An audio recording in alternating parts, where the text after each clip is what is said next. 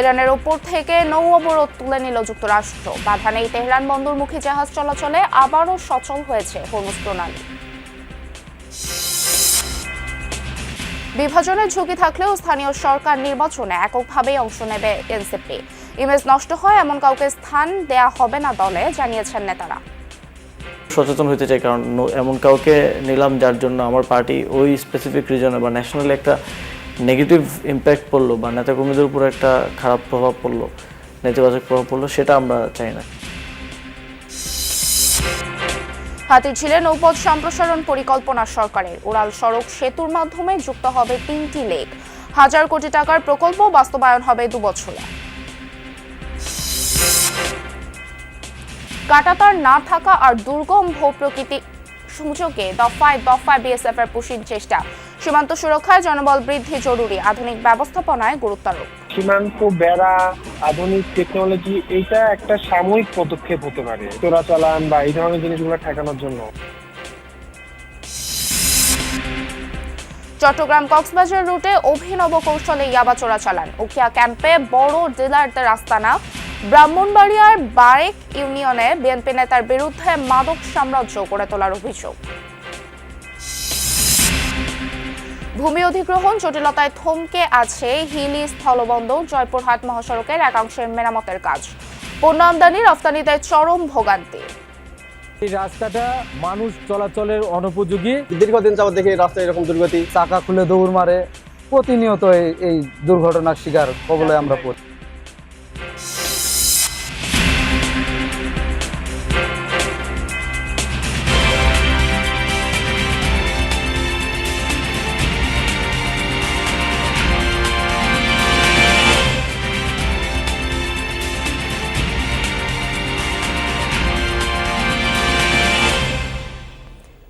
আমন্ত্রণ যমুনা নিউজে, আপনাদের সঙ্গে আছি আমি স্নিগ্ধ পুরবী। এতক্ষণ শিরোনাম দেখছিলেন, এবারে জানিয়ে দিচ্ছি পুরো খবর। শুরুতেই জানাবো ফিফা বিশ্বকাপের খবর।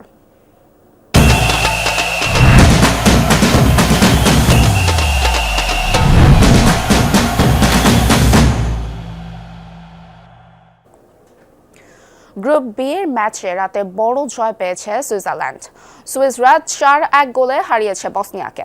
বসনিয়ার বিপক্ষে ফেভারিট হিসেবে মাঠে নামে সুইজারল্যান্ড, কিন্তু কিছুতেই গোল আসছিল না। তবে ম্যাচে 71 মিনিটে বদলি হিসেবে ইয়োহান মানজাম্বি ও রুবেন ভার্গাসকে মাঠে নামান কোচ মুরাত ইয়াকিন। সাফল্য আসে মুহূর্তেই। মাঠে নামার 3 মিনিট পরে সুইসদের লিড এনে দেয় ইয়োহান মানজাম্বি। পিছিয়ে পড়ে আবার 10 জনের দলে পরিণত হয় বসনিয়া। 80 মিনিটে লাল কার্ড দেখে মাঠ ছাড়েন তারিক মুহারেমোভিচ। সুযোগটা কাজে লাগায় সুইজারল্যান্ড। 84 মিনিটে দলকে 2-0 এগিয়ে দেয় ভার্গাস। 90 মিনিটে দলের তৃতীয় গোল করেন মানজাম্বি। ম্যাচের ইনজুরির সময় হয়েছে আরও 2 গোল। বসনিয়ার হয়ে 1 গোল করেন এরমেন মাহকামি, আর পেনাল্টি থেকে জাকা চতুর্থ গোল করে সুইসদের হয়ে। বি গ্রুপের আরেক ম্যাচে জনাথন ডেভিডের হ্যাটট্রিকে বিশ্বকাপ ইতিহাসে প্রথম জয় পেয়েছে কানাডা। 9 জনের দলে পরিণত হওয়া কাতারকে 6-0 গোলে বিধ্বস্ত করেছে স্বাগতিক দেশটি। ম্যাচের শুরু থেকেই গোল পেতে থাকে কানাডা। 16 মিনিটে কাইল লারেনের গোলে এগিয়ে যায় কানাডা। এরপর 29 মিনিটে স্কোর শিটে নাম তোলেন জনাথন ডেভিড। 33 মিনিটে লাল কার্ড দেখে মাঠ ছাড়েন কাতারের হুমাম আহমেদ। প্রথমার্ধে ইনজুরির সময় নিজের দ্বিতীয় আর দলের তৃতীয় গোল করেন ডেভিড। ম্যাচের 53 মিনিটে কানাডার ইসমাইল কোনেকে ভয়ানক এক ফাউল করে লাল কার্ড দেখে কাতারের মাদিবো মাঠ ছাড়ে। 9 জনের দলে পরিণত হয় দেশটি। এরপর আরও 3 গোল দেয় কানাডা। 64 মিনিটে নাথান সালিবা, 75 মিনিটে আত্মঘাতী গোল করে মানাই, আর ম্যাচের ইনজুরির সময় ডেভিড হ্যাটট্রিক পূরণ করলে 6-0 গোলে বড় জয় পায় কানাডা। বিশ্বকাপের প্রথম জয়ের দেখা পেতে কাল হাইতির বিপক্ষে মাঠে নামবে ব্রাজিল। অনুশীলনে ফিরলেও এই ম্যাচেও খেলা হবে না নেইমারের। একাদশে বেশ কিছু পরিবর্তন আনতে পারেন কোচ কার্লো আনচেলত্তি। বিপরীতে গ্রুপের তলানিতে থাকা হাইতি কাউন্টার অ্যাটাকে চমক দেওয়ার অপেক্ষায়। ফিলাডেলফিয়ার ম্যাচ শুরু হবে বাংলাদেশ সময় ভোর 6:30টায়। যুক্তরাষ্ট্র থেকে আরও জানাচ্ছেন সহকর্মী মুজনাবিন তারেক।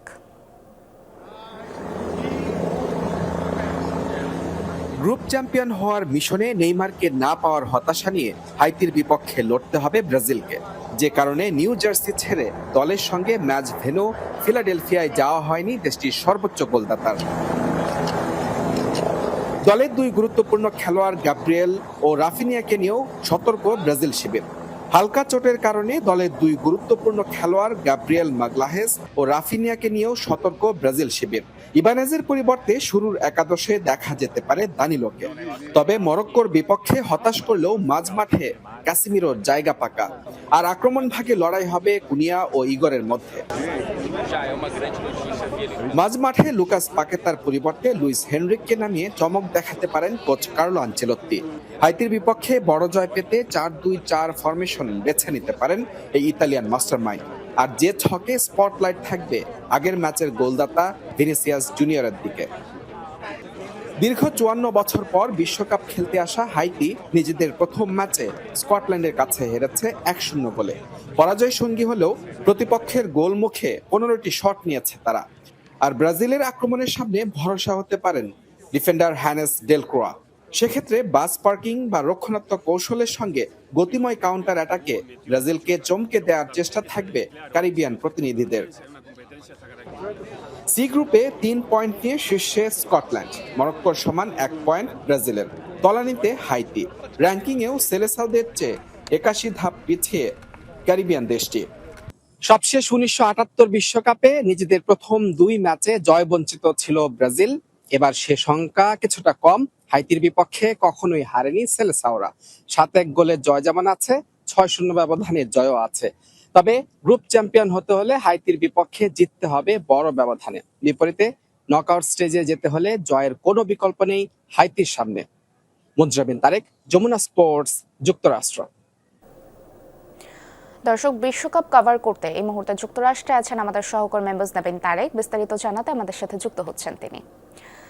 তারেক, রাতে তো 2টি হাই স্কোরিং ম্যাচ হলো এবং 2টির একটিতে বড় জয় পেয়েছে সুইজারল্যান্ড এবং অন্যটিতে কানাডা। কেমন দেখলেন এই 2 দলের ম্যাচ? আর ব্রাজিল হাইতি ম্যাচের সবশেষ কি আপডেট আছে আপনার কাছে? রবি, বিশ্বকাপে কিন্তু আজকে একটা পাগলাতে দিন গেছে বলা যায়। 3টি লাল কার্ড এসেছে 2টি ভিন্ন ম্যাচে। যেটি বিশ্বকাপের প্রথম ম্যাচে আমরা দেখেছিলাম 3টি লাল কার্ড এসেছিল, তারপর একটা বিরতির পর আজকে কিন্তু 3টি লাল কার্ড দেখানো হয়েছে। এবং শুধু লাল কার্ড না, যে স্কোর লাইন, সেই স্কোর লাইন বলে দিচ্ছে যে কতটা পাগলাতে দিন গেছে আজকে বিশ্বকাপে। বিশেষ করে সুইজারল্যান্ডের যে ম্যাচটি হয়েছে বসনিয়ার বিপক্ষে, তারা একদম শেষ 23 মিনিটে 4টি গোল এসেছে এবং একটি লাল কার্ড হয়েছে। এবং অপর ম্যাচে কানাডা কাতারকে উড়িয়ে দিয়েছে। কানাডা র্যাঙ্কিং এ কাতারের চেয়ে কিছুটা এগিয়ে, কিন্তু এতে কাতারকে কানাডা 6-0 গোলে উড়িয়ে দিবে, এটা ভাবাটা রীতিমতো দুঃসাহসের কাজ ছিল, কিন্তু কানাডা শেষ পর্যন্ত তারা সেটি করে দেখিয়েছে। এত বড় ব্যবধানের জয়ে স্বাগতিক দেশ হিসেবে একটা রেকর্ডও কিন্তু তারা নাম লিখেছে। 4র্থ বড় জয় কিন্তু তারা তুলে নিয়েছে। এবং সবচেয়ে এই ম্যাচে যে আপসেট করার মতো বিষয় ছিল সেটা হচ্ছে কানাডার ফুটবলার ইসমাইলকে যে বাজেভাবে ট্যাকল করা হয়েছে এবং তার পা কিন্তু বাজেভাবে ভেঙে গেছে, যেটা আমরা দেখেছি ম্যাচে। এবং তাকে কিন্তু মাঠের বাইরে যেতে হচ্ছে, ট্রিটমেন্টের মধ্যে তাকে যেতে হবে। এবং এত বড় ম্যাচ, রোমাঞ্চকর ম্যাচ, 6 গোলের ম্যাচে কিন্তু এটি কিছুটা হলো একটা অস্বস্তি হয়ে থাকবে এবারে বিশ্বকাপে। তবে দিন শেষে এটা বলা যায় যে বিশ্বকাপের প্রাণ কিন্তু দিন দিন ফিরতে শুরু করছে। আমি শুধু বলবো যে এই 2টি ম্যাচ নয়, হয়তো আয়োজন নিয়ে নানান ধরনের সমস্যা বা কথা থাকতে পারে, তবে এবারে বিশ্বকাপের ম্যাচগুলো কিন্তু দারুণ ভাবে কম্পিটিটিভ এবং জমাট ম্যাচ হচ্ছে। সেটি আজকে 2টি বড় ব্যবধানে জয় ছিল, কিন্তু এছাড়া প্রত্যেকটা ম্যাচে কিন্তু দারুণ কম্পিটিটিভ ফুটবল হচ্ছে এবারে বিশ্বকাপে। এবং সেটির প্রমাণ কিন্তু আমরা গ্রুপ পর্বে প্রথম রাউন্ডে দেখেছি, আজকে দ্বিতীয় রাউন্ড শুরু হচ্ছে, সেখানেও কিন্তু তার প্রতিফলন আমরা দেখতে পাচ্ছি। এবং বিশ্বকাপ যত নকআউট পর্বের দিকে যাচ্ছে, সেটার উপস্থিতি বা প্রমাণ যে বিশ্বকাপ আরো বেশি জমে উঠছে, ম্যাচগুলোর মধ্যে বড় দল ছোট দলের ব্যবধান কমে যাচ্ছে। আরেকটা বিষয় যেটি ব্রাজিল হাইতির বিপক্ষে এই ম্যাচে তাদেরকে জিততেই হবে, বড় ব্যবধানে জিততে হবে। এবং হাইতির বিপক্ষে তাদের অধিক পরিসংখ্যান বলছে ব্রাজিলের জন্য সেটা কঠিন কোনো বিষয় নয়। সেই জায়গায় নেইমারের যে শূন্যতা, সেটা কিছুটা হলেও ব্রাজিলকে মানসিকভাবে পিছিয়ে রাখবে। তবে ভিনিসিয়াস জুনিয়র তার সেরা ফর্মে থাকলে। ধন্যবাদ তারেক আপনাকে। ইরানের ওপর থেকে নৌ অবরোধ পুরোপুরি তুলে নিয়েছে যুক্তরাষ্ট্র। মার্কিন ভাইস প্রেসিডেন্ট জেডি ভ্যান্স দিয়েছেন এই ঘোষণা। জানান, ইরানের বন্দরমুখে জাহাজগুলো চলাচলে আর কোনো বাধা নেই। একই সাথে সচল হয়েছে হরমুজ প্রণালীও। ইরানের সুপ্রিম ন্যাশনাল সিকিউরিটি কাউন্সিলের এক বিবৃতিতে বলা হয়, তেহরান ওয়াশিংটন সমঝোতা স্মারক অনুযায়ী হরমুজ প্রণালী দিয়ে জাহাজ পারাপারের দ্রুত অনুমোদনের ব্যবস্থা করবে দেশটির পারস্য উপসাগর প্রণালী কর্তৃপক্ষ। বিবৃতিতে আরও বলা হয়, ইসলামাবাদ সমঝোতার স্মারকের আওতায় পরিচালিত হবে মাইন অপসারণের কার্যক্রম। তবে জাহাজগুলোকে কর্তৃপক্ষ নির্ধারিত পথ ও সময়সূচি অনুসরণের পরামর্শ দেওয়া হয়েছে। এর আগে মার্কিন সেন্টকম জানায়, হরমুজ প্রণালীতে সামুদ্রিক নিরাপত্তা হুমকির মাত্রা কমিয়ে মধ্যম পর্যায়ে আনা হয়েছে। স্থানীয় সরকার নির্বাচনে জোট নয়, এককভাবে অংশ নেবে এনসিপি। সেই প্রস্তুতি চলছে বলে জানিয়েছেন দলটির মুখপাত্র আসিফ মাহমুদ সজীব ভুইয়া ও মুখ্য সংগঠক সার্জিস আলম। তারা বলছেন, এতে সাংগঠনিক ভিত্তি শক্তিশালী হবে, যদিও ভোট বিভাজনের ঝুঁকি রয়েছে। সার্জিস আলম জানিয়েছেন, আগামী জাতীয় নির্বাচনের জন্য দলকে সংগঠিত করাই মূল লক্ষ্য। দামিয়া তিথির রিপোর্ট। নিজের নাম পাঠ করবেন। আত্মপ্রকাশের এক বছর পর সংসদ নির্বাচনে অংশ নিয়ে 6টি আসন পায় তরুণদের নেতৃত্বাধীন জাতীয় নাগরিক পার্টি এনসিপি। নির্বাচন পরবর্তী দলের সাংগঠনিক কার্যক্রমে গতি আনার কথা বলছেন দলটির নেতারা। তৃণমূল পর্যন্ত কমিটি গঠনের কাজ চলছে বলেও জানিয়েছেন তারা। নির্বাচন পরবর্তী সাংগঠনিক কার্যক্রম নির্বাচনের চেয়ে আরও বেশি গতিতে চলছে। আমরা দুইটা বিষয়ে ফোকাস করছি। একটা হচ্ছে যেই জায়গাগুলোতে আমাদের এখন পর্যন্ত সাংগঠনিক কমিটি নেই, সেই জায়গাগুলোতে কমিটি তৈরি করা, পাশাপাশি যেই কমিটিগুলো ইতিপূর্বে ছিল নির্বাচনের পূর্ব থেকে, সেগুলোকে নির্বাচন সংশ্লিষ্ট সময়ে যে আমাদের তাদের কার্যক্রম, তাদের কতটুকু পরিশ্রম ছিল, কার কতটুকু অ্যাক্টিভিটি ছিল, সেগুলোর ভিত্তিতে আমরা সেগুলো পুনর্মূল্যায়ন করছি এবং সেই কমিটিগুলো আবার সংস্কার করছি। স্থানীয় সরকার নির্বাচনকে বড় রাজনৈতিক সুযোগ হিসেবে দেখছে এনসিপি। জোটে না গিয়ে নিজেদের সামর্থ্য যাচাই করতে চান দলের নেতারা। এনসিপি এককভাবে নির্বাচনের প্রস্তুতি নিচ্ছি, সেক্ষেত্রে কিছু লাভও আছে, কিছু ক্ষতিও আছে। লাভের জায়গা থেকে হয়তো আমাদের সাংগঠনিক ভিত্তিটা আরও শক্তিশালী হবে। নির্বাচনের স্বার্থে প্রত্যেকটা জায়গা ওয়ার্ড পর্যন্ত অবশ্যই কমিটি হবে এবং একটা রাজনৈতিক তৎপরতা তৈরি হবে। আমি যদি বিপরীত দিকে দেখি, যখন আমরা আলাদা আলাদা এককভাবে নির্বাচন করব, ঐক্যবদ্ধভাবে আমরা যতগুলো জায়গায় জিততে পারতাম, হয়তো সেখানে জেতার পরিমাণটা শতকরা তার অর্ধেকে নেমে আসতে পারে। এনসিপি এককভাবে স্থানীয় সরকার নির্বাচনে অংশগ্রহণ করার সর্বোচ্চ প্রস্তুতিটা নিচ্ছে। যেহেতু এখনও নির্বাচনের তারিখ থেকে শুরু করে নির্বাচন হবে কি হবে না সেটা নিয়েও শঙ্কা আছে, ফলে এখন পর্যন্ত জোটের মধ্যে সেভাবে অফিসিয়ালি এখন আলোচনা হয় নাই। দলের ভাবমূর্তি ক্ষতিগ্রস্ত হতে পারে এমন কাউকে দলে না নেয়ার বিষয়ে সতর্ক অবস্থানের কথাও জানান এনসিপির মুখপাত্র। পলিটিক্যালি এস্টাবলিশড, বিত্তশালী এবং সাবেক রাজনীতি নেতৃবৃন্দ অনেকে যোগাযোগ করেছেন যাদেরকে আমরা নিতে পারি নাই বা নেই আমাদের সচেতনভাবেই। কারণ আমরা এইটা তো একটু সচেতন হতে চাই, কারণ এমন কাউকে নিলাম যার জন্য আমার পার্টি ওই স্পেসিফিক রিজনে বা ন্যাশনালি একটা নেগেটিভ ইম্প্যাক্ট পড়লো বা নেতাকর্মীদের উপর একটা খারাপ প্রভাব পড়লো, নেতিবাচক প্রভাব পড়লো, সেটা আমরা চাই না। লামিয়া তিথি, যমুনা নিউজ, ঢাকা। হাতিরঝিল, গুলশান ও বনানী লেকের মধ্যে নিরবিচ্ছিন্ন সংযোগ তৈরি করা হবে। লেকগুলোর মাঝে যেখানে সড়ক তৈরি হয়েছে সেখানে উড়াল সড়ক তৈরির প্রকল্প নিচ্ছে সরকার। এতে করে 3টি লেকেরই পুরোটা জুড়ে নৌ চলাচল সম্ভব হবে। একই প্রকল্পের মাধ্যমে খনন করা হবে ঝিল আর লেকগুলো। তৈরি হবে ভূগর্ভস্থ পয়ঃনিষ্কাশন লাইন, যার মধ্য দিয়ে ঢাকার পুরো এলাকার পয়ঃবর্জ্য সরবরাহ করবে দশেরকান্দি ট্রিটমেন্ট প্ল্যান্টে। 1000 কোটি টাকার এই প্রকল্পটি বাস্তবায়ন করা হবে 2 বছরের মধ্যে। রাকিব হাসানের ছবিতে শাকিল হাসানের রিপোর্ট। প্রাচীন ঢাকার মধ্যভাগে নড়াই নদী ছিল যোগাযোগের প্রধান মাধ্যম। পরে নদীটি মৃতপ্রায় হয়ে ঝিলে রূপান্তর হয়। 2013 সালে একটি প্রকল্পের মাধ্যমে হাতির ঝিল সংস্কার করা হয়। সড়কের পাশাপাশি স্থাপন করা হয় নৌ যোগাযোগ। কিন্তু লাগোয়া গুলশান ও বনানী লেকের মাঝ বরাবর তৈরি সড়কের কারণে বড় একটা অংশ রয়ে গেছে নৌ চলাচলের বাইরে। সরকার এসব জায়গায় সেতু তৈরি করে নৌ চলাচল বিস্তৃত করার পরিকল্পনা নিয়েছে। লেকের 2 পাশ দিয়েই আমরা ওয়াকওয়ে না, আমরা রাস্তা তৈরি করতে পারি কিনা, তাহলে হলো কি এটা লেকওয়ে ড্রাইভ হয়ে গেল, তাহলে কিন্তু এই মেইন রোডের ডাইভারশনটা ওইদিকে চলে যাবে এবং এগুলোর উপর দিয়ে ওভারপাস রাস্তা হবে। হ্যাঁ, এই যে গুলশান 1-এর যে মোড়টা, এটা 2 দিকে ডাইভারশন হয়ে যাবে এবং এই যে বাড্ডা যে লিঙ্ক রোডটা আছে ওখানে যে বন্ধ করে দেওয়া হয়েছে, এটাকে বাইপাস করে এটা উপর দিয়ে যাবে, এটা নিচ দিয়ে এটা ট্যাক্সি চলবে।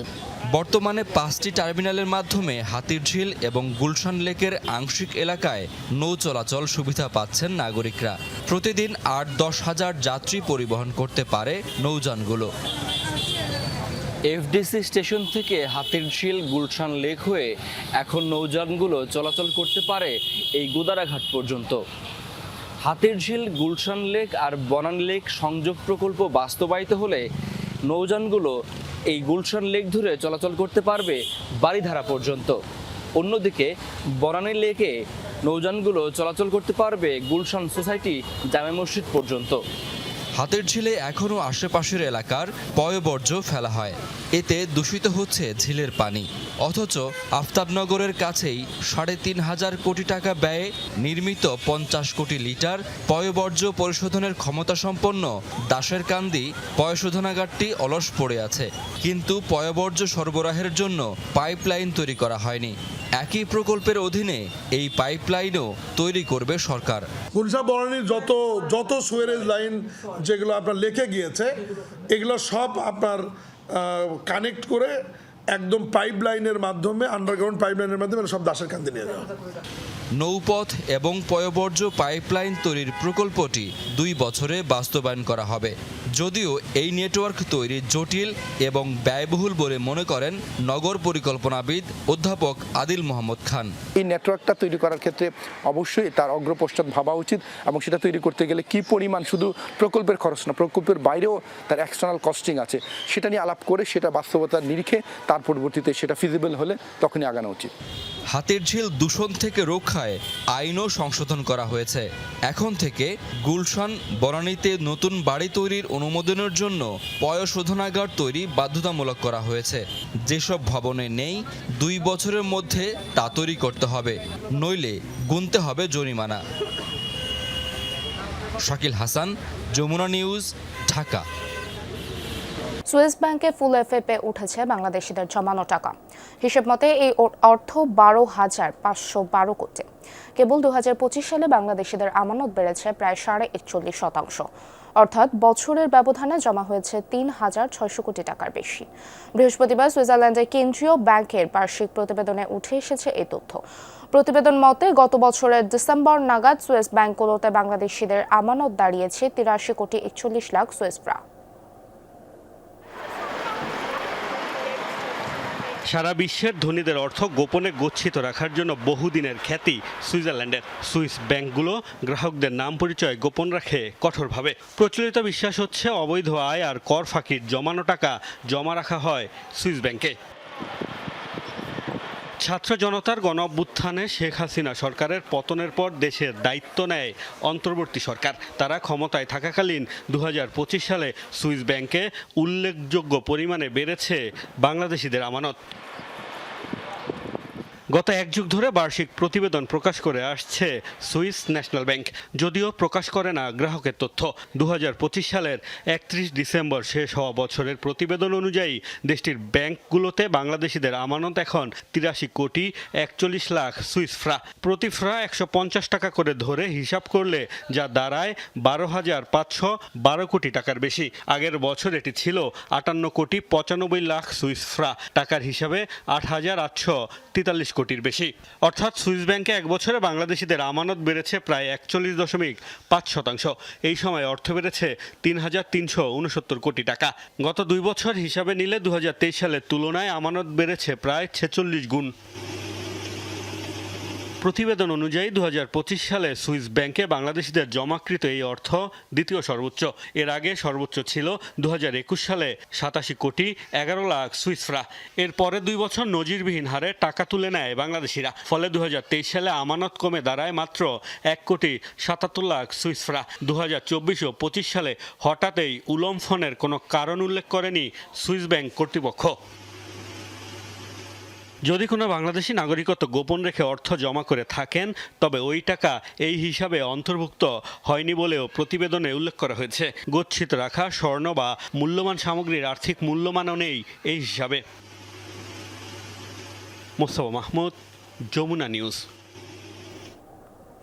বাংলাদেশ ব্যাংকের রিজার্ভ চুরির মামলায় 10 বছর ধরে চলা তদন্তের পর খসড়া অভিযোগপত্র প্রস্তুত করেছে সিআইডি। এতে সাবেক গভর্নর ডক্টর আতিউর রহমান সহ বাংলাদেশের 10 জন এবং ভারত, শ্রীলঙ্কা, চীন সহ দেশি বিদেশি মোট 64 ব্যক্তি ও প্রতিষ্ঠানকে দায়ী করা হয়েছে। অভিযোগপত্র যাচাইয়ের জন্য অ্যাটর্নি জেনারেল কার্যালয়ে পাঠিয়েছে সিআইডি। বাংলাদেশ ব্যাংক জড়িতদের দৃষ্টান্তমূলক শাস্তি দাবি করেছে। তালিকায় আছে দেশ বিদেশের 36 নাগরিক এবং 18 প্রতিষ্ঠানের নাম। এই অভিযোগপত্র যাচাই বাছাই করছে অ্যাটর্নি জেনারেল কার্যালয়। আইনি পরামর্শ পেলে পরবর্তী পদক্ষেপ নেওয়া হবে বলেও জানায় তদন্ত কর্মকর্তা। 2016 সালে ফেব্রুয়ারি মাসে নিউ ইয়র্ক ফেডারেল রিজার্ভ ব্যাংকে থাকা বাংলাদেশের 10 কোটি 10 লাখ ডলার চুরি হয়। সুইফট পেমেন্ট পদ্ধতিতে ভুয়া বার্তা পাঠিয়ে বিপুল অর্থ হাতিয়ে নেয় অজ্ঞাতনামা হ্যাকাররা। ঘটনার 39 দিন পর রাজধানীর মতিঝিল থানায় মানি লন্ডারিং প্রতিরোধ আইনে মামলা করে বাংলাদেশ ব্যাংক। শুরু থেকেই যার তদন্ত করছিল সিআইডি।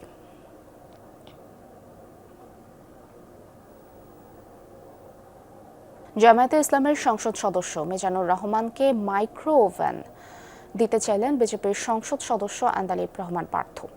একই সঙ্গে এই এমপিকে ওয়াশিং মেশিন কিনে দিতে প্রধানমন্ত্রীকে এবং স্বরাষ্ট্রমন্ত্রীকে পর্দা কিনে দিতেও অনুরোধ করেন তিনি। সংসদে তীব্র প্রতিবাদও জানান বিরোধী দলীয় নেতা ডাক্তার শফিকুর রহমান। পার্থের এমন প্রস্তাবকে জামায়াত এমপির জন্য অসম্মানজনক হতে পারে বলে মনে করেন স্পিকার হাফিজউদ্দিন আহমেদ। জাতীয় সংসদ অধিবেশনের শুরুতে পয়েন্ট অফ অর্ডারে দাঁড়িয়ে আন্দালিব রহমান পার্থ বলেন, সংসদে জামায়াত এমপির গৃহস্থলী জিনিস চাওয়া ঠিক হয়নি।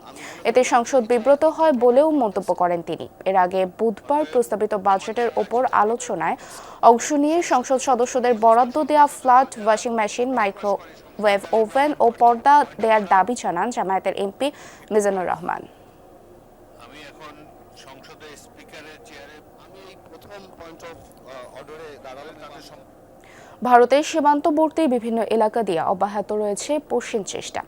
সীমান্তের বাংলাদেশ অংশে বেড়া না থাকায় এবং পর্যাপ্ত আলোর ঘাটতি ও দুর্গম ভূপ্রকৃতিক কারণ এর অন্যতম সমস্যার কারণ বলে মনে করছেন সংশ্লিষ্টরা।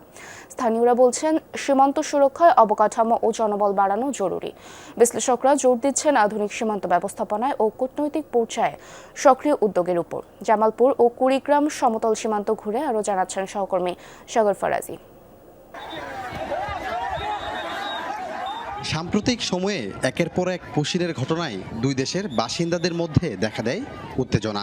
ভারতীয় সীমান্ত বাহিনীর অপচেষ্টা রুখতে লাঠি হাতে বিজিবির পাশে দাঁড়ায় স্থানীয়রা। এই চিত্র জামালপুরের বক্সিগঞ্জ সীমান্ত এলাকার।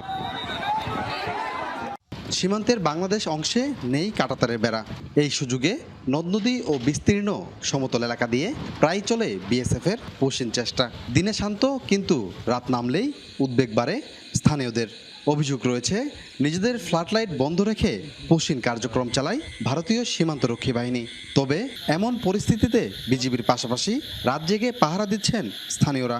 কাঁটাতার দরকার আমাদের নিরাপত্তার জন্য। আমাদের নিরাপত্তা হলে আমরা বসবাস করতে পারি ভালোভাবে। তারপর এই অবৈধ পারাপার হাবিজাবি এসব আমাদের থাকে না। এদিকে বিজেপির কোনো রাস্তাঘাট নাই, সেটা এক জ্বালা। এখন বিজেপি মনে করেন যে অল্প বিজেপি কি দেখি করব।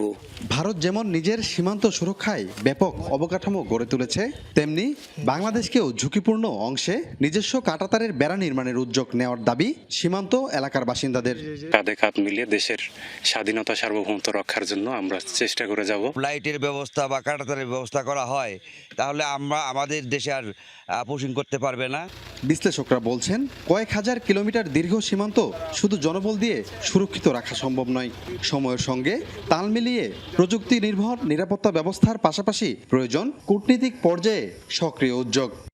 সীমান্ত বেড়া, আধুনিক টেকনোলজি, এইটা একটা সাময়িক পদক্ষেপ হতে পারে চোরাচালান বা এই ধরনের জিনিসগুলো ঠেকানোর জন্য। But in the long run বা দুইটা দেশের মধ্যে সম্পর্ক যদি আপনি ভালো না করতে পারেন, তাহলে হচ্ছে গিয়ে আপনার এইটা কখনোই আপনি 100% সেফ রাখতে পারবেন না। বিজিবি বলছে, যে কোনো অনুপ্রবেশ ও অবৈধ কার্যক্রম ঠেকাতে সর্বোচ্চ সতর্ক অবস্থানে তারা। এখন পর্যন্ত আমরা বাংলাদেশের ভিতরে আমরা ঢুকতে দেইনি অবৈধভাবে, এবং দিন রাত আমরা পরিশ্রম করছি। আসামের যে ধুবড়ি অংশটুকু আছে, অর্থাৎ কুড়িগ্রাম এবং জামালপুরের কিছু অংশটা এসে আমার পড়েছে, যেখানে আমার এই প্রেশারটা বেশি, সেখানে আমরা দায়িত্ব পালন করে যাচ্ছি। দুই জেলার ৭২ কিলোমিটার সীমান্ত এলাকা দিয়ে এখন পর্যন্ত 10টি পুশিন চেষ্টা হয়েছে।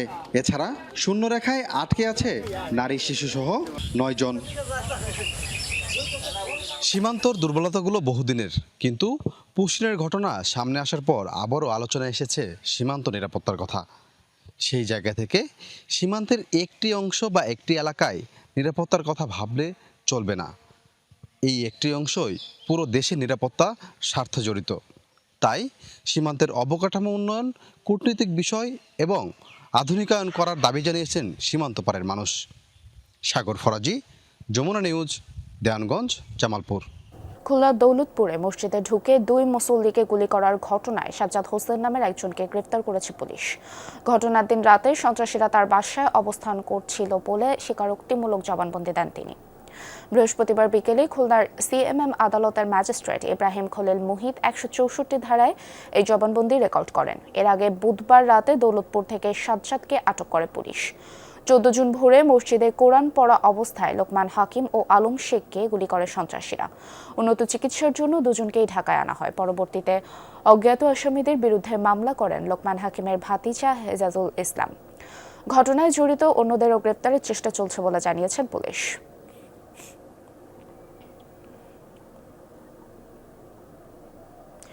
চট্টগ্রাম কক্সবাজার রুটে অভিনব সব কৌশলে চোরাচালান হচ্ছে ইয়াবা। ভাড়ার গাড়িতে যাত্রী পরিবহনের আড়ালেও চলছে এ বাণিজ্য। চট্টগ্রামের র্যাবের অভিযানে ধরা পড়া 2 জন দিয়েছে চাঞ্চল্যকর তথ্য। তাদের দাবি ইয়াবার বড় ডিলারদের আস্তানা উখিয়ার রোহিঙ্গা ক্যাম্পে। পুরো বাজারও তাদের নিয়ন্ত্রণে। মাইক্রোবাসের ভেতর বিশেষ কৌশলে রাখা ছিল 9 প্যাকেট ভর্তি 18,000 ইয়াবা। এমন কৌশলে লুকানো মেকানিক নিয়ে গিয়েও খুঁজে বের করতে পারেনি র্যাব। পরে নিজেই সিটের নিচে ম্যাট তুলে দেখিয়ে দেন চালক আয়ুব। পাচারের বিষয়ে চাঞ্চল্যকর তথ্য দেন র্যাবকে। জানান 50,000 টাকার বিনিময়ে গাড়ির ভেতর ইয়াবা রেখেছেন। তার দাবি মিয়ানমার নয়, কক্সবাজারের কুতুপালং রোহিঙ্গা ক্যাম্পেই রয়েছে ইয়াবার বড় বড় ডিলার। সরবরাহ হয় ক্যাম্প থেকেই। এ চক্রই নিয়ন্ত্রণ করছে ইয়াবার বাজার। আটক আয়ুবও সেই ক্যাম্প থেকে চালানটি চট্টগ্রামে নিয়ে আসছিলেন। সাম্প্রতিক সময় হচ্ছে যে এই জিনিসটা খুব বেশি পর্যবেক্ষণ করতেছি যে রোহিঙ্গা ক্যাম্প থেকে এটা দিনে দিনে একটা বড় মাদক সরবরাহের হাব হয়ে উঠতেছে। তো আমরা হচ্ছে যে সেদিকে আরেকটু গভীরভাবে নজর দেওয়ার চেষ্টা করতেছি, যাতে করে হচ্ছে যে রোহিঙ্গা ক্যাম্প থেকে যে মাদকের সাপ্লাইটা প্রতিনিয়ত আমাদের চট্টগ্রাম শহর এবং দেশের বিভিন্ন আনাচে কানাচে সরবরাহ হচ্ছে, এটাকে যেতে হচ্ছে যে আমরা আরও কমিয়ে নিয়ে আসতে পারি। ধরা পড়া চালক প্রাথমিক জিজ্ঞাসাবাদে জানান চট্টগ্রামের ফটিকছড়িতে এই ইয়াবা চালান পৌঁছানোর কথা। তথ্য পেয়ে ফটিকছড়িতে অভিযান চালিয়ে এক নারীকে আটক করে র্যাব। তার বাড়িতেও পাওয়া যায় কৌশলে লুকিয়ে রাখা ইয়াবা।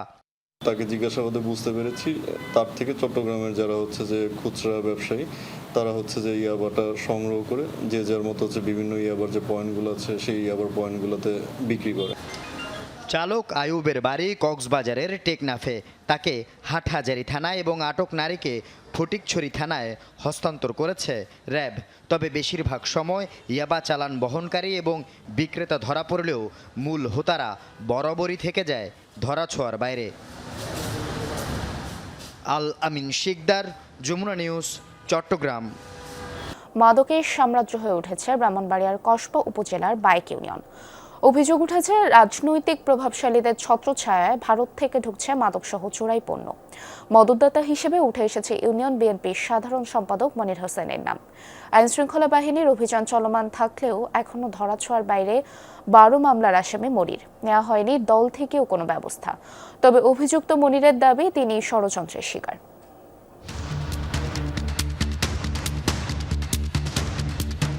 কসবা সীমান্ত পেরিয়ে ভারত থেকে দেদারসের দেশে ঢুকছে মাদকসহ চোরাই পণ্য। কিন্তু নেপথ্যে কারা, কাদের ছত্রছায়ায় চোরাই পণ্য আনা হচ্ছে?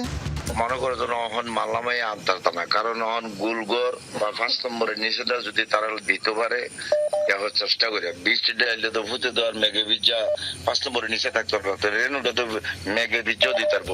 কল রেকর্ডটি ব্রাহ্মণবাড়িয়ার কসবা উপজেলার বায়েক ইউনিয়ন বিএনপির সাধারণ সম্পাদক মনির হোসেনের। তিনি ভারত থেকে মাদক এবং চোরাই পণ্য আনার রুট বাতলে দিচ্ছেন। স্থানীয়দের অভিযোগ, রাজনৈতিক প্রভাব খাটিয়ে দিন দিন বেপরোয়া হয়ে উঠছেন মনির। তার বিরুদ্ধে বিভিন্ন থানায় 8টি মাদক আর 4টি মামলা রয়েছে। প্রতিনিয়ত তার 40-50 জন লোক নিয়ে এই গাঁজা, এই মদ, মনে করেন এই ভারতীয় মনে করেন শাড়ি, বিভিন্ন এই চূড়া মালামাল সে পাস করে। মাদক গডফাদার মনিরুল ইসলাম বিএনপির নেতা, হ্যাঁ অত্যাচার আমি এলাকায় থাকতে পারি না। হ্যাঁ আমাদের এলাকায় দিয়ে মাদক উৎপাদন করে এবং কি হ্যাঁ মাল আমি প্রশাসনকে সহযোগিতা করার কারণে আমাকে রাতে 2টা বাজে উঠাই নিয়ে আমাকে প্রচন্ড মারধর করে। মাদকের মানে 6 লাভ হয়ে গেছে। মাদকের চোরাকারবারীদের বিশাল সিন্ডিকেট আছে। গত 3 জুন কসবার নয়নপুর বাজারে ভারতীয় চোরাই পণ্যবাহী ট্রাক জব্দ করে বিজিবি। তবে সেই অভিযানে বাধা প্রদান করে মনির ও তার অনুসারীরা। এ নিয়ে 6 জুন বিজিবির পক্ষ থেকে মামলাও করা হয়। ইউনিয়ন চেয়ারম্যানের সরল স্বীকারোক্তি, রাজনৈতিক প্রভাবশালীরাই সীমান্তে চোরাচালানের সাথে জড়িত। জেলা বিএনপি নেতা বললেন, মাদক ব্যবসার সাথে জড়িত কাউকেই ছাড় দেওয়া হবে না। অনেক শক্তিশালী, অনেক পাওয়ারফুল লোক আছে, এদের নাম আমি বলতে পারি না, ওনারাও এগুলোর সাথে জড়িত থাকে। তো এই বিষয়গুলো অনেক সময় রাজনৈতিক প্রেক্ষাপটের কারণে এই বিষয়গুলো অনেক সময় হয়ে থাকে। এক এক সময় এক এক ব্যক্তির এগুলোর সাথে জড়িত হয়ে যায়। মাদক ব্যবসায়ী যারা, তাদের কোনো রাজনৈতিক পরিচয় নেই। এরা মাদক মানে চোরাকারবারী বা মাদক সরবরাহকারী হিসেবে এলাকায় চিহ্নিত। অভিযুক্ত বিএনপি নেতা মনির হোসেনের দাবি, তার বিরুদ্ধে ষড়যন্ত্র চলছে। এই ডায়লগ এটা এডিট করে আজকে এটা জড়িত করা হচ্ছে। মাদক চোরাচালানি নিয়ে আমার ব্যাপারে যে অপপ্রচার করছে, আসলে কিন্তু এটা সত্যি না। পুলিশের বক্তব্য, মাদক বিরোধী অভিযান চলমান, কিন্তু একাধিক মাদক মামলার আসামি গ্রেফতার হচ্ছেন না কেন, সেই প্রশ্নের উত্তর নেই। ব্রাহ্মণবাড়িয়া জেলার কসবা থানা একটি ভারতের সীমান্তবর্তী মাদক সংশ্লিষ্ট এলাকা। এই এলাকায় যারা অপরাধী আছে তাদের গ্রেফতারের জন্য অভিযান অব্যাহত আছে। ভবিষ্যতে আরো কঠিন অভিযান পরিচালনা করা হবে। কসবা ও আখাউড়ানে গঠিত ব্রাহ্মণবাড়িয়া 4 আসনের সংসদ সদস্য মুশফিকুর রহমান মাদকের বিরুদ্ধে জিরো টলারেন্স নীতির ঘোষণা দিয়েছিলেন। তবে তার দলের লোকেরাই মাদক চোরাচালানের সাথে জড়িত থাকার ঘটনায় জনমনে এমপির জিরো টলারেন্স নীতি নিয়ে প্রশ্ন উঠেছে। রাহিম সারোয়ার, যমুনা নিউজ। সুন্দরবনে দস্যুতা দমন, মাদক ও মানব পাচার প্রতিরোধ এবং উপকূলীয় জনগোষ্ঠীর নিরাপত্তা নিশ্চিত করতে বাংলাদেশ কোস্টগার্ড কঠোর অবস্থানে রয়েছে, জানিয়েছেন বাহিনীটির মহাপরিচালক রিয়ার অ্যাডমিরাল জিয়াউল হক। সুন্দরবনের সার্বিক নিরাপত্তা পরিস্থিতি পরিদর্শন শেষে বাগেরহাটের মংলার হারবাড়িয়া স্টেশনে সাংবাদিকদের তিনি একথা বলেন। কোস্টগার্ডের মহাপরিচালক বলেন, সামুদ্রিক সম্পদ রক্ষা, মাদক ও মানব পাচার প্রতিরোধ, চোরাচালান ও অনুপ্রবেশ ঠেকানো, উপকূলীয় জনগোষ্ঠীর নিরাপত্তা নিশ্চিত করতে কোস্টগার্ড গুরুত্বপূর্ণ ভূমিকা পালন করে আসছে। সুন্দরবনে আইন শৃঙ্খলা প্রতিষ্ঠা ও বনদস্যুতার দমনে কোস্টগার্ডের নেতৃত্বে operation restore peace in Sundarbans ও অপারেশন ম্যানগ্রোভ শিল্ড পরিচালিত হচ্ছে বলেও জানান জিয়াউল হক।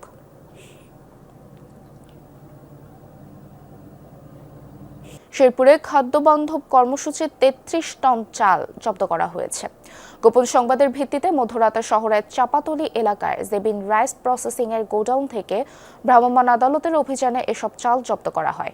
এ সময় গোডাউনের মালিক মোহাম্মদ বোরহান উদ্দিনকে আটক করা হয়। পুলিশ জানায়, গোপন সংবাদের ভিত্তিতে জেবিন রাইস প্রসেসিং এর গোডাউনের অভিযান চালানো হয়। সেখানে সরকারি খাদ্য বান্ধবের 33 টন চাল পুরনো বস্তা থেকে নতুন বস্তায় ভরা হচ্ছিল। পরে পুলিশ চালের বস্তা জব্দের পাশাপাশি মালিককে আটক করে। জব্দ করা চালের বাজার মূল্য প্রায় 16 লাখ টাকা। এর সঙ্গে আর কেউ জড়িত আছে কিনা তা খতিয়ে দেখছে পুলিশ। 33 টন 100 কেজি চাল আমরা এখানে আটক করি এবং প্রত্যেকটা চালের বস্তাতে খাদ্য দপ্তরের সিলমোহর লাগানো আছে। তারা অবৈধভাবে মজুত করছে বলে এটা স্বীকার করছে। আমরা একজনকে এই ঘটনায় আটক করি। বছরের পর বছর ধরে মেরামতের অপেক্ষায় হিলি স্থলবন্দর জয়পুরহাট মহাসড়কের একাংশ। ভূমি অধিগ্রহণ জটিলতায় থমকে আছে প্রায় 1.5 কিলোমিটারের নির্মাণ কাজ। এতে পণ্য আমদানি রফতানি করা যানচালক থেকে নিয়মিত চলাচলকারীরা চরম ভোগান্তি পোহাচ্ছেন। এটি দেশের অন্যতম গুরুত্বপূর্ণ স্থলবন্দর হিলির প্রধান সংযোগ সড়ক। প্রতিদিন এই পথে শত শত ট্রাকে আমদানি পণ্য দেশের বিভিন্ন অঞ্চলে পৌঁছায়।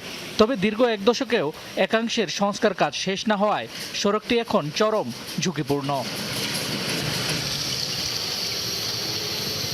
রাস্তা জুড়ে ছোট বড় অসংখ্য গর্ত, এসব এড়িয়ে চলার সময় দুর্ঘটনায় পড়েন চালকরা।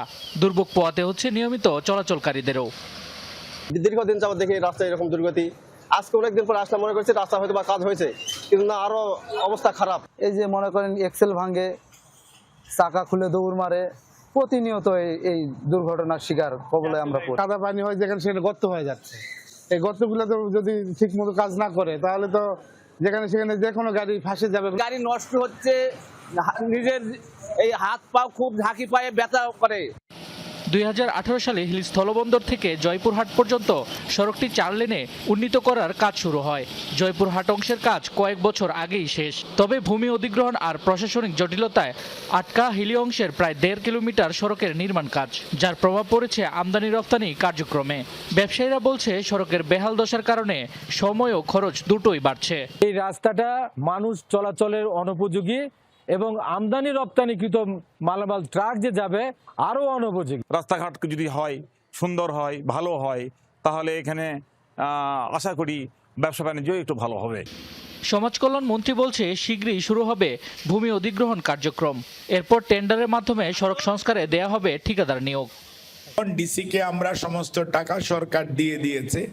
ডিসি এখন ওই যে 8 ধারা করে সেটি করে আপনাদের এখানে যারা ক্ষতিগ্রস্ত তাদেরকে ক্ষতিপূরণ দিয়ে এই রাস্তার টেন্ডার হবে এবং এই রাস্তা যেইটুকু জয়পুরহাট পর্যন্ত বাকি আছে সেই রাস্তা ইনশাআল্লাহ খুব সহসাই কাজ হবে। আগামী 21 জুন থেকে ভূমি অধিগ্রহণ কার্যক্রম শুরু হওয়ার কথা। তবে পাকাপোক্তভাবে সড়কটি নির্মাণের আগে সংস্কারের দাবি তুলেছেন স্থানীয়রা।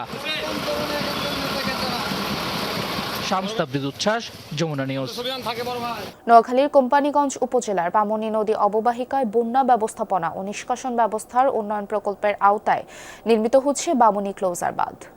এরই মধ্যে দৃশ্যমান হয়েছে প্রায় 415 মিটার দীর্ঘ এ বাঁধের মূল কাঠামো। স্থানীয়দের দাবি, দীর্ঘদিনের জলাবদ্ধতা, লবণাক্ততা ও নদী ভাঙনের সমস্যার স্থায়ী সমাধানে গুরুত্বপূর্ণ ভূমিকা রাখবে এ প্রকল্প।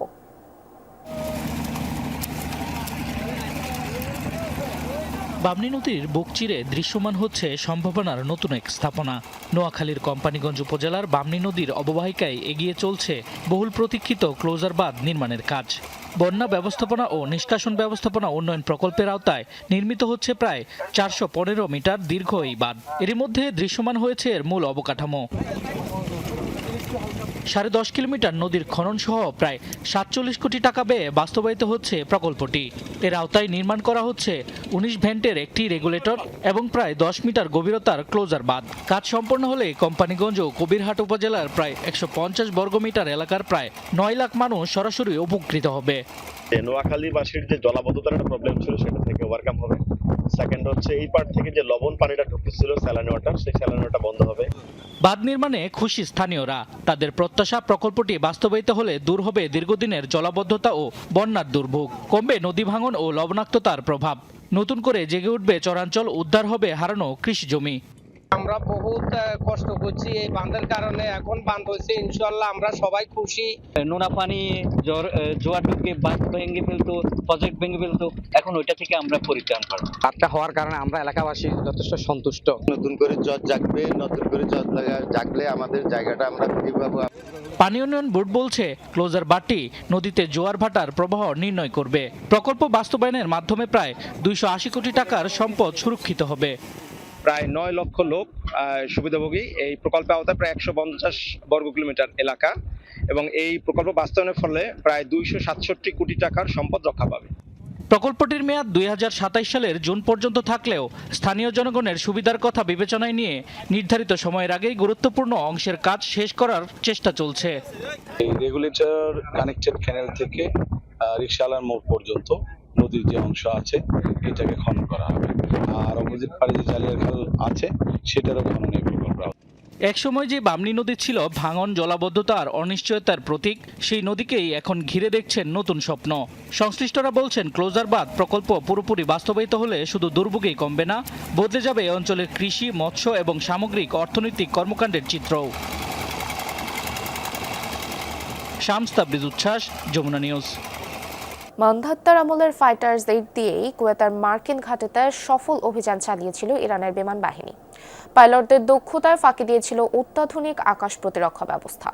কুয়েতের মার্কিন ঘাঁটিতে ইরানের হামলার বিবরণ প্রকাশের পর জানা গেছে এসব তথ্য। পাইলটরা জানান, ভূপৃষ্ঠের খুব কাছ দিয়ে উড়ে পরিচালনা করা হয় ওই অভিযান। একের পর এক বিস্ফোরণে প্রকম্পিত কুয়েতে অবস্থিত মার্কিন বিমান ঘাঁটি বুহেরি। ইরানের বিমান বাহিনীর হামলায় হয় এই ধ্বংসযজ্ঞ। গেল 1 মার্চ ওই অভিযান চালায় ইরানের বিমান বাহিনী, যেখানে ব্যবহার করা হয় পুরনো আমলের F-5 ফাইটার জেট। প্রায় 60 বছর আগের এসব ফাইটার জেট দিয়েই তাণ্ডব চালায় ইরানি পাইলটরা। সম্প্রতি এক সাক্ষাৎকারে কিভাবে যুক্তরাষ্ট্রের অত্যাধুনিক রাডার ফাঁকি দিয়ে হামলা চালানো হলো তারই বর্ণনা দিলেন দুঃসাহসিক পাইলটেরা। ভূপৃষ্ঠ থেকে 50 ফুটেরও কম উচ্চতা দিয়ে অত্যন্ত দ্রুততার সাথে শত্রু সীমান্তে প্রবেশ করেন তারা। এ সময় পুরো 50 মিনিটের মিশনে তারা কোনো রেডিও যোগাযোগ করেননি, ফলে এড়ানো সম্ভব হয় মার্কিন ও কুয়েতি আকাশ প্রতিরক্ষা ব্যবস্থা। ইরানের ফেলা বোমাতে যুক্তরাষ্ট্রের সামরিক ঘাঁটির বিভিন্ন স্থাপনা তছনছ হয়ে যায়। এই হামলায় গাইডেড মিসাইলের বদলে ব্যবহার করা হয় ফ্রি ফল বোমা। তাতেই ধ্বংস হয়ে যায় মার্কিন ঘাঁটির মূল রাডার সহ বেশ কয়েকটি সামরিক বিমান। আমরা যখন আমেরিকার বুহেরিং ঘাঁটিতে হামলা চালাই, দৃশ্যটা ছিল অবিশ্বাস্য। মনে হচ্ছিল যেন আল্লাহ আমাদের এক একটি বোমাকে অলৌকিকভাবে অনেকগুলো বোমায় পরিণত করে দিয়েছেন। আগুনের সেই ভয়াবহতা এতই মারাত্মক ছিল যে আমাদের চোখের সামনেই শত্রু সেনাদের কয়েকটি হেলিকপ্টার দাউ দাউ করে জ্বলছিল আর একের পর এক বিকট শব্দে বিস্ফোরিত হচ্ছিল। অভিযান শেষে ইরানি ফাইটার জেটগুলো ফিরে আসার সময় তাদের পিছনে 3টি F-15E স্ট্রাইক ঈগল। কিন্তু ইরানি পাইলটদের নিখুঁত যুদ্ধ কৌশল আর বিভ্রান্তিকর ফাঁদে পড়ে যায় কুয়েতি প্রতিরক্ষা বাহিনী, আর ভুলবশত নিজেদেরই 3টি F-15 বিমান গুলি করে ধ্বংস করে। পুরো এলাকায় চরম বিশৃঙ্খলা শুরু হয়ে যায় এবং তারা এলোপাতাড়ি আকাশের বিভিন্ন দিকে মিসাইল ছুটছিল। ওরা নিজেরাই বুঝতে পারছিল না যে ওদের উপর আসলে কোথা থেকে আঘাত আসছে। সঙ্গত কারণে এসব যুদ্ধবিমানের পাইলটদের পরিচয় গোপন রাখা হয়। F-5 এর প্রথম ব্যবহার হয় 1964 সালে। ঘন্টায় প্রায় 1700 কিলোমিটার বেগে ছুটতে পারে এই আকাশযানটি। আকারে ছোট এবং ওজনে হালকা হওয়ায় আকাশের দিক পরিবর্তনে এটি বেশ পারদর্শী। ফাইটার জেটটিতে রয়েছে 20 মিলিমিটারের 2টি বিধ্বংসী অটোমেটিক কামান। মিসাইল ও বোমা বহনের জন্য রয়েছে 60টি শক্তিশালী hard point. Mahmud Sakib, Jamuna news. দর্শক, এই ছিল যমুনা নিউজ। এতক্ষণ সাথে থাকার জন্য ধন্যবাদ সবাইকে।